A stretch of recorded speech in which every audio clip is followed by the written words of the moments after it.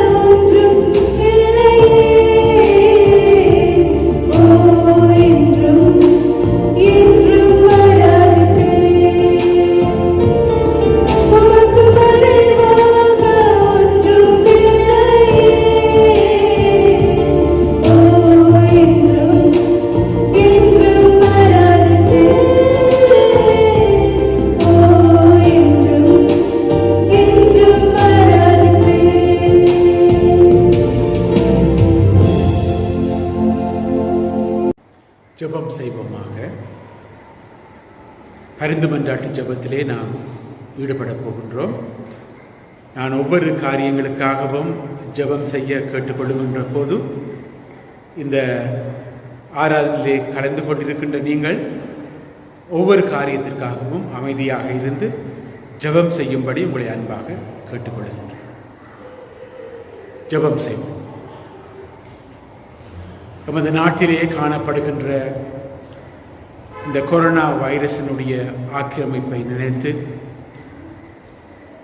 அண்மை நாடுகளிலே இருக்கின்ற ஆக்கிரமிப்பை நினைத்து, உலகத்திலே ஆங்காங்கு நடைபெறுகின்ற இந்த வைரஸினுடைய தாக்கங்களை நினைத்து ஆண்டவரிடத்திலே வேண்டுதல் செய்வோம்.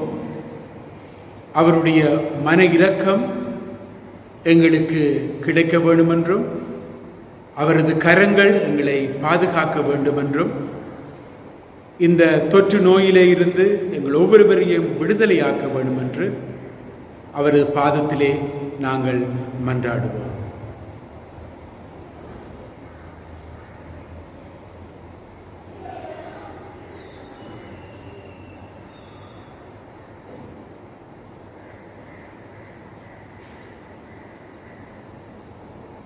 இந்த தொற்று நோய் மத்தியிலே கடமையாற்றுகின்ற ஆசுபத்திரி தொழிலாளர்கள், நகர் பாதுகாவலர்கள், இதோடு இணைந்து செயல்படுகின்ற அனைத்து மக்களையும் நமது பாதபடியில் வைக்கின்றோம் என்று நமது வேண்டுதல்களையும் விண்ணப்பங்களையும் நமது ஆண்டவரிடத்தில் ஒப்புக் கொடுப்போமாக.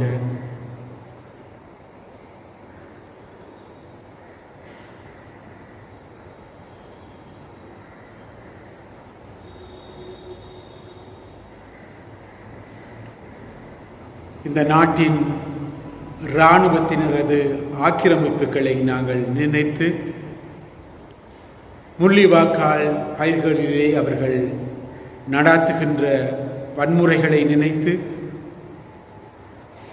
குருந்தூர் மலையிலே நடாத்தப்படுகின்ற அநியாயங்களை நாம் நினைவு கூர்ந்து,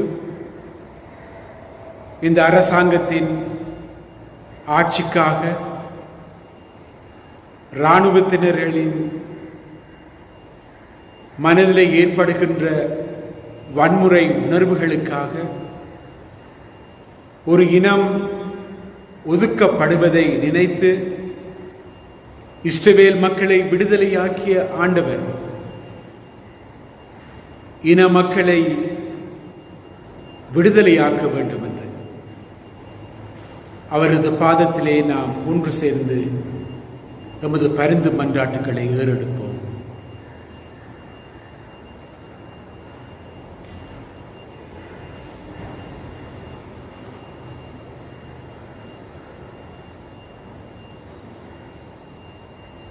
இந்த அரசாங்கத்தை நாம் எமது ஆண்டவரிடத்தில் ஒப்புக் கொடுப்போம். அரசாங்கத்திலே அதை நடாத்துகின்ற ஒவ்வொரு தலைவர்களோடும் மனித இருதயங்களை கொடுத்து, கடவுள் தாமே அவரது சித்தங்களை அவர்களுக்குள் வைத்து, நாட்டின் பிரஜைகள் ஒவ்வொருவரையும் மதிப்புள்ளவர்களாக, சுதந்திரம் உள்ளவர்களாக,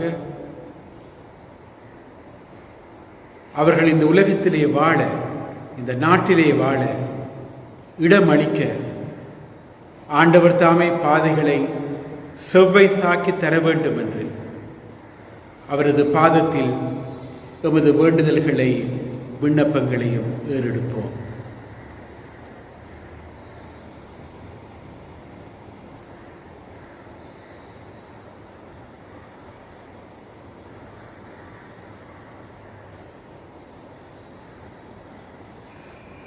இஸ்ரவேல் பலஸ்தீனா பகுதிகளிலே நடைபெறுகின்ற அந்த யுத்த சூழலிலே அளிக்கப்பட்ட சொத்துக்கள், மனித உயிர்கள், குழந்தைகளின் அவல நிலைகளை நாம் நினைத்து ஆண்டவரிடத்திலே மன்றாடி மனித உள்ளத்திலே அமைதியை ஏற்படுத்தி தாரும் என்று எமது வேண்டுதல்களையும் விண்ணப்பங்களையும் ஏறெடுப்போமாக.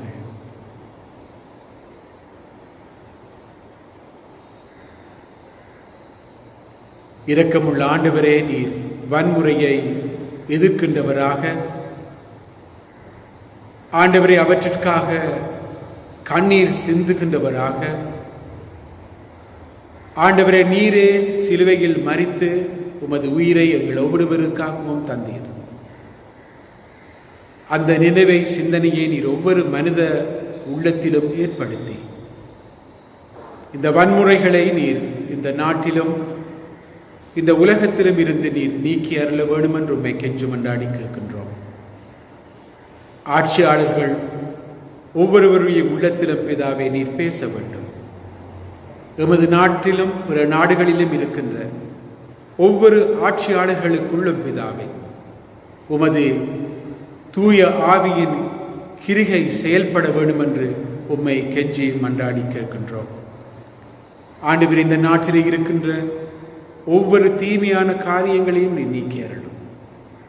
அவ்வாறு இந்த உலகத்திலே இந்த உலக மக்களை வருத்திக் கொண்டிருக்கின்ற இந்த வைரஸினுடைய தாக்கத்தையும் நீர் நீக்கி அதை கட்டுப்படுத்தி ஆண்டவரை உமது கிருபையினாலே அனைத்து காரியங்களிலும் இருந்து எங்களை விடுதலையாக்கி தர வேண்டும் என்றும், மனித இனத்தை நீர் விடுதலையாக்க வேண்டும் என்றும் எங்கள் ஒவ்வொருவரையும் உமது கரத்திலே ஒப்புக் கொடுத்து ஜெபம் செய்கின்றோம். நீரே எங்களை பொறுப்படும், ஆசீர்வதியும், எங்களது ஜெபங்களுக்கும் விண்ணப்பங்களுக்கும் விடை தந்தரணும். இயேசு கிறிஸ்துவின் நாமத்தில் ஆமென், ஆமென். இந்த நல்ல நாளிலே நான் உங்களுக்கு ஒரு அறிவித்தலை தர விரும்புகின்றேன். எமது சபையினாலே நாங்கள் ஜூம் ஃபெசிலிட்டிஸை நாங்கள் உருவாக்கி இருக்கின்றோம். அதற்குரிய பேக்கேஜை நாங்கள் வாங்குவோம்.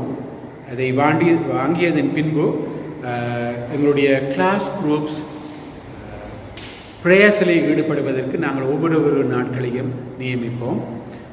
அதைத் தொடர்ந்து வருகின்ற நாட்களிலே வேத படிப்புகளோடு ஜெபம் செய்வதற்கும் இவற்றை அறிமுகப்படுத்துவோம். ஆகவே இந்த ஜூம் ஃபெசிலிட்டிஸ் எங்களுக்கு வந்துவிட்டால் நான் ஒவ்வொரு கிளாஸ் லீடர்ஸுக்கும் எந்தெந்த டேட்டில் எந்தெந்த நேரத்தில் நாங்கள் ஜெபத்தில் தங்கியிருப்போம் என்று நாங்கள் அறிவித்தல் தருவேன். அது அவ்வாறே திருமறை படிப்புகளை நாங்கள் ஒவ்வொரு குரூப்பாக நாங்கள் செய்யலாம். ஆகவே அதையும் நாங்கள் அறிமுகப்படுத்துவோம். ஆகவே இந்த நாட்களுக்குள்ளே ஆராதனை நாங்கள் ஆலயத்தில் வைக்க முடிந்தாலும் சரி, முடியாவிட்டாலும் சரி, இந்த பைபிள் ஸ்டடீஸும் இந்த ஜெபமும் இந்த காலத்துக்கு ஏற்ற தேவைகளுக்கு ஏற்ற வண்ணமாக நாங்கள் ஜெபத்தில் ஈடுபட்டிருக்க எம்மை சுற்றி நடக்கின்ற காரியங்களுக்காக, இந்த கொரோனா வைரஸினுடைய ஆபத்துகளுக்காக நாங்கள் ஜெபம் செய்ய வேண்டியது மிக மிக அவசியமாக இருக்கின்றது. ஆகவே நாங்கள் ஒவ்வொரு கிளாஸ் குரூப்பாக நாங்கள் ஒவ்வொரு நாட்களிலே நாங்கள் ஜூமினூடாக ஜெபம் செய்வோம். அதை நான் உங்களுக்கு அறிய தருகின்றேன்.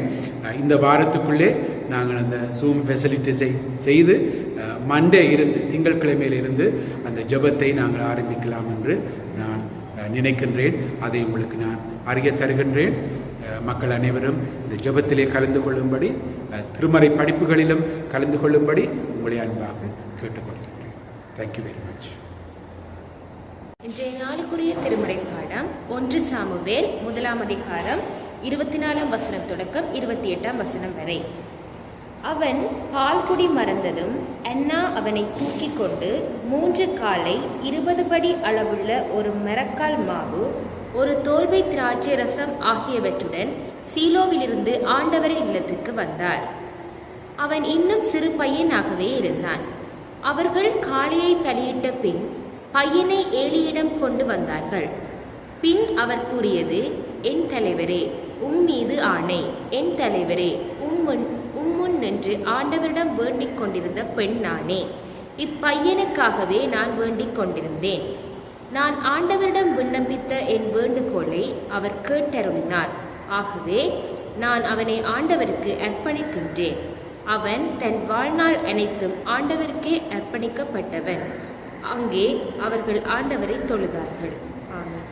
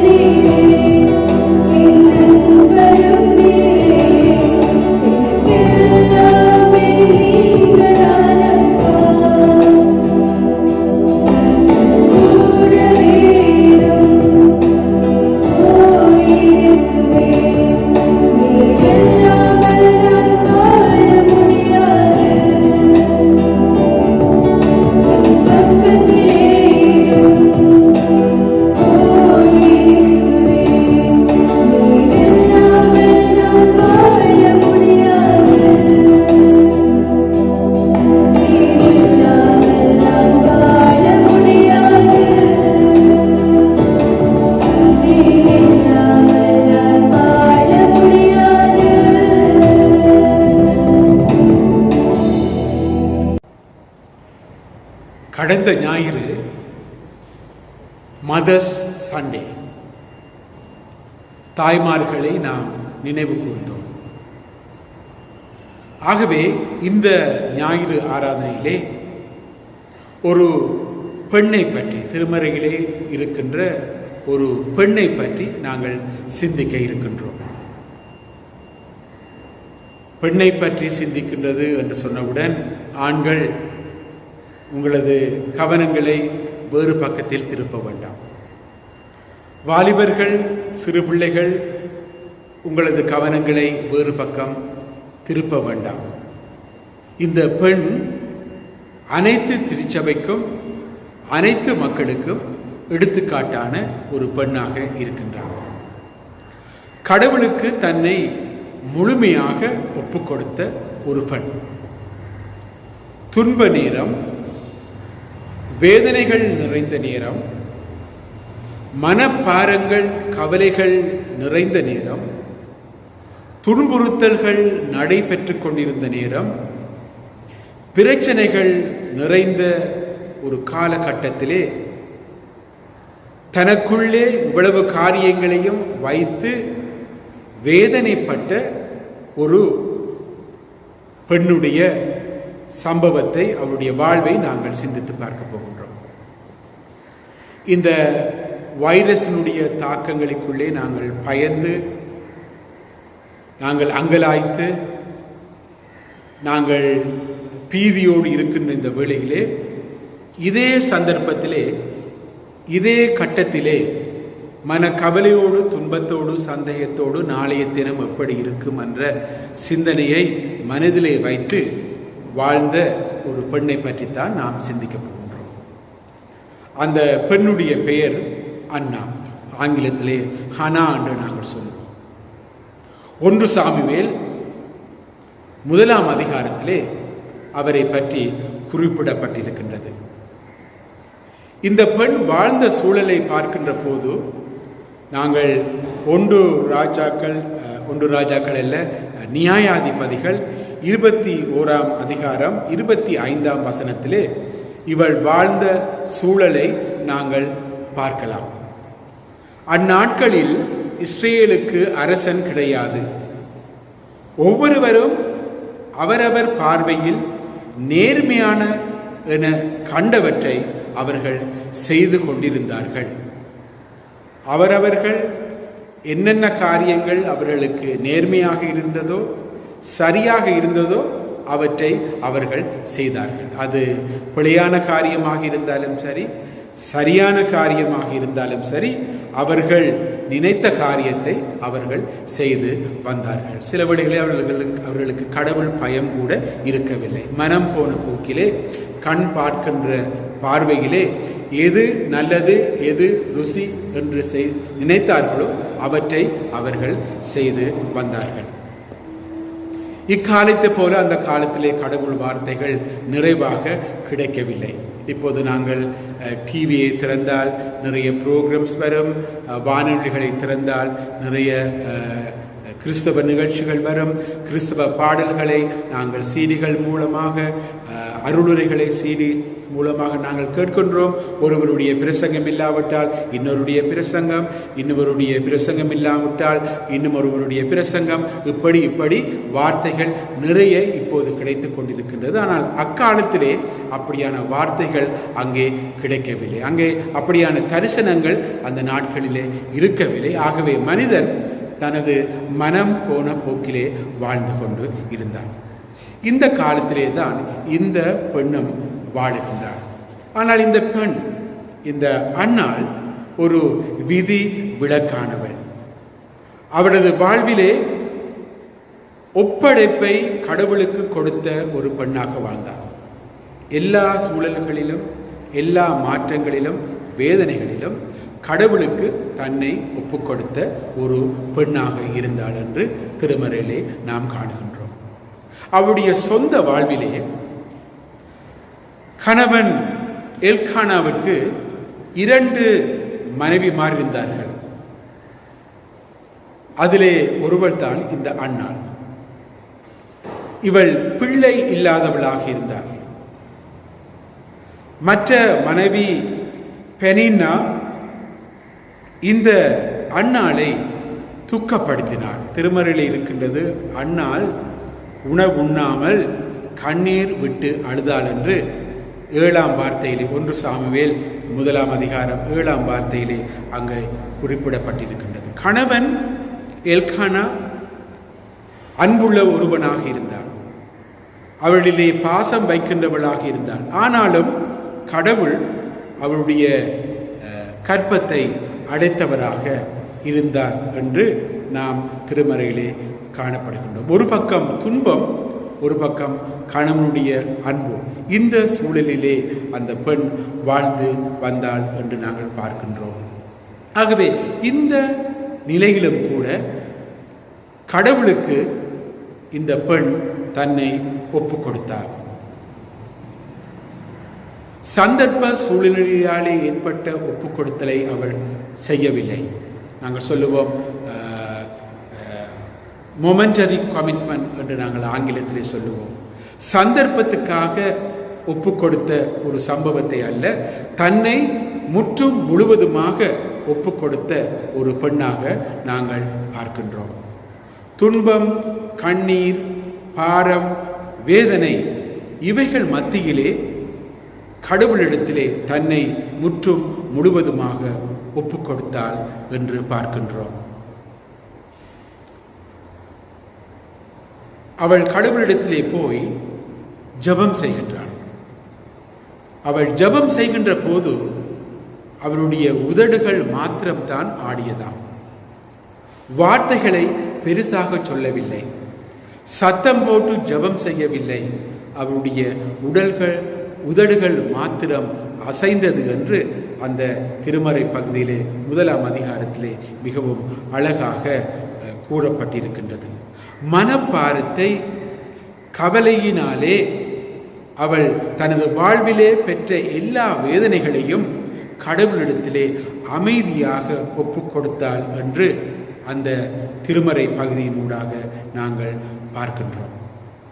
இந்த ஜெபத்தினாலே தன்னை முற்று முழுவதுமாக ஒப்பு கொடுத்த அந்த அன்னானுடைய வாழ்விலே அந்த ஜெபத்தின் பின்பு அவர் ஆலயத்துக்கு போகின்ற போது ஏக்கத்தோடு போனாள், சோர்ந்து போன முகத்தோடு போனாள். ஆனால் ஆலயத்தை விட்டு அவள் வெளியிலே வருகின்ற போது சந்தோஷம் உடையவளாக, மன மகிழ்ச்சி உடையவளாக, திருப்தி பெற்றவளாக வந்தார் என்று நாங்கள் பார்க்கின்றோம். ஏனென்று சொன்னால் கடவுள் அவருடைய ஒப்படைப்பை பார்த்தார். கடவுள் அவருடைய வேதனையை கண்டார். கடவுள் அவருடைய ஜெபத்தை கேட்டார். ஆகவேதான் சாமுவேல் அவருக்கு குழந்தையாக கிடைத்த போது அவருக்கு சாமுவேல் என்று பெயரை வைத்தார். அதனுடைய அர்த்தம் என்னவென்று சொன்னால் கடவுள் கேட்டார். அன்னாருடைய ஜெபத்தை கடவுள் கேட்டார் என்று நாங்கள் பார்க்கின்றோம்.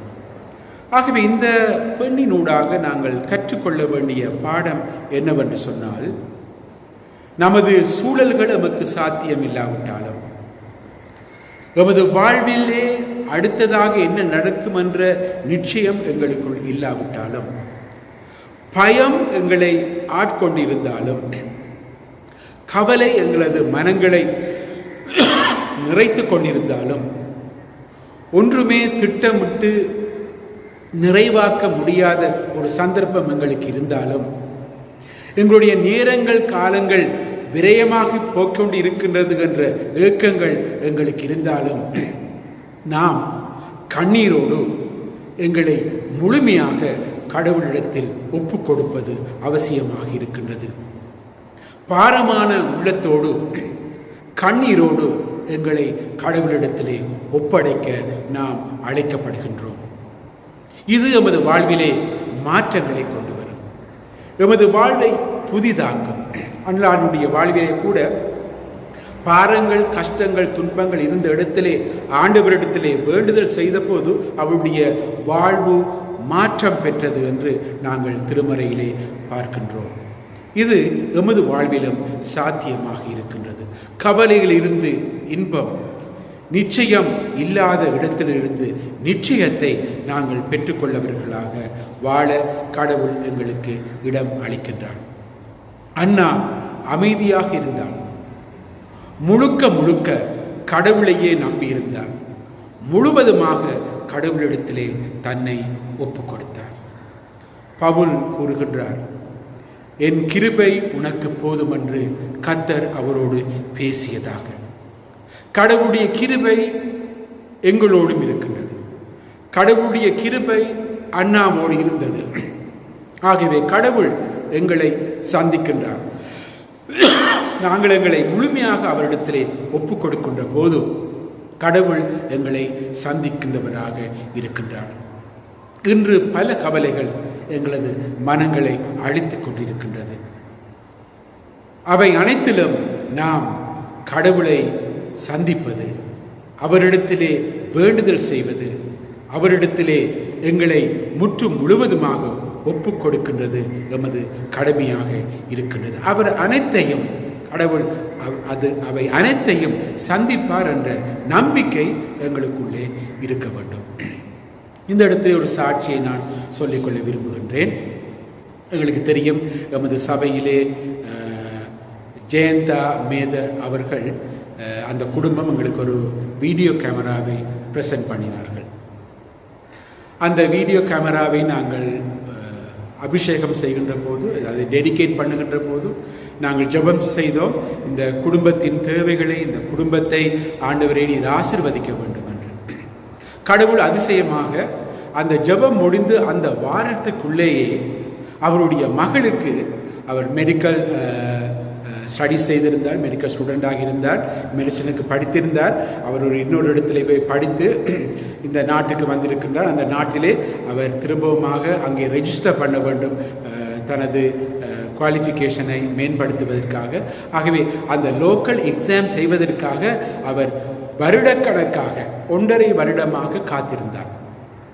இந்த ஜெபத்தை நாங்கள் அந்த குடும்பத்துக்காக நாங்கள் ஒப்புக்கொடுத்து, அந்த குடும்பத்தை ஒப்புக்கொடுத்து ஜெபித்த போது அந்த ஒரு வாரத்திலேயே அந்த அந்த பிள்ளைக்கு அந்த எக்ஸாம் செய்வதற்குரிய அட்மிஷன் அங்கே கிடைக்கப்பட்டது என்று அந்த சாட்சியை என்னோடு பகிர்ந்து கொண்டார்கள். ஆகவே நாங்கள் முழு ஒப்படைப்போடு, அந்த குடும்பம் முழு ஒப்படைப்போடு கடவுளிடத்திலே வேண்டுதல் செய்திருப்பார்கள். அவர்களுக்காக நாங்கள் முழு ஒப்படைப்போடு ஜெபம் செய்தோம். அந்த வீட்டிலே, அந்த குடும்பத்திலே ஒரு நல்ல செய்தி கிடைத்ததை நான் தொலைபேசியினூடாக நான் கேட்கக்கூடியதாக இருந்தது. கடவுள் தமது மக்களை பார்த்து கொள்கின்றார். அவருடைய தேவைகளையும் அவர் கண்டுகொள்கின்றார். ஆகவே நாங்கள் பார்க்கின்றோம், ஒரு விசுவாசத்தின் பெண், ஒரு ஒப்புக் கொடுத்தலின் காரியம் இந்த உலகத்திலே பல மாற்றங்களை உருவாக்கலாம். சாமுவேலை ஒரு பெண்ணினூடாக கடவுள் உருவாக்கி இந்த சமூகத்திலே பெரிய தாக்கத்தை உருவாக்கினார். ஆகவே ஒரு பெண்ணினூடாக பெரிய தாக்கத்தை இந்த உலகத்திலே நாங்கள் ஏற்படுத்தலாம். ஒரு மனிதனூடாக பெரிய தாக்கங்களை இந்த உலகத்திலே நாங்கள் உருவாக்கலாம். ஒரு கிளாஸ் குரூப்பினூடாக ஒரு பெரிய தாக்கத்தை இந்த உலகத்திலே நாங்கள் உருவாக்கலாம். அதற்கு எங்களை நாங்கள் ஒப்புக் கொடுக்க வேண்டும். கடவுளுக்குள் கீழ்ப்படிந்தவர்களாக, கடவுளிடத்திலே எங்களை ஒப்புக் கொடுத்தவர்களாக, பல சாதனைகளை சாதிக்கின்ற ஒரு தனி அம்மாவாக, ஒரு தனி சகோதரனாக, ஒரு தனி வாலிபனாக, ஒரு தனி நபராக, ஒரு கிளாஸ் குரூப்பாக நாம் இயங்குவதற்கு கடவுள் சித்தம் கொண்டிருக்கின்றார்.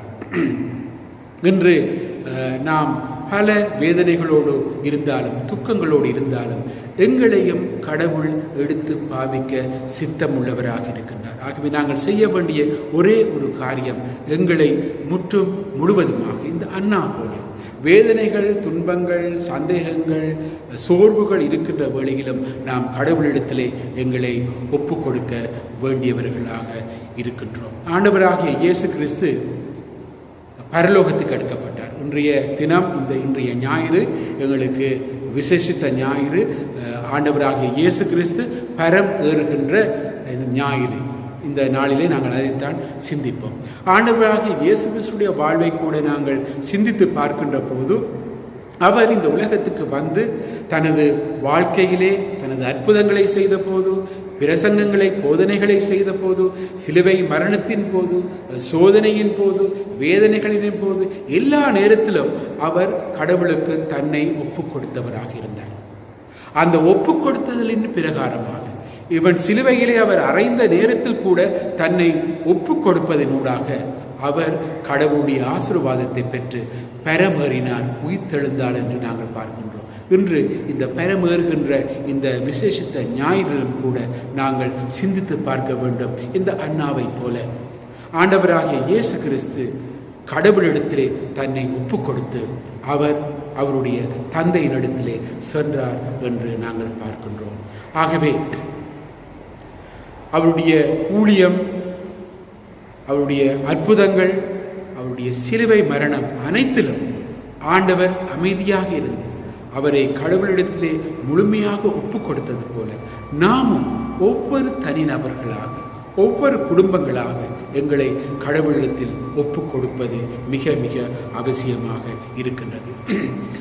ஒரு முறை இந்த சபையிலே ஒரு விசுவாசி என்னிடத்திலே வந்து கேட்டார், ஐயா, இந்த காலத்தை பற்றி நீங்கள் என்ன கூறுகின்றீர்கள், எங்களுக்கு என்ன அறிவுரை சொல்லுகின்றீர்கள், நாங்கள் எப்படி வாழ வேண்டும் என்று சொல்லுகின்றீர்கள் என்று கேட்டார். அப்போது நான் சற்று நேரம் சிந்தித்து விட்டு நான் சொன்னேன், எங்களால் ஒன்றும் செய்ய முடியாது. கடவுளிடத்திலே உங்களை ஒப்புக்கொடுங்கள்.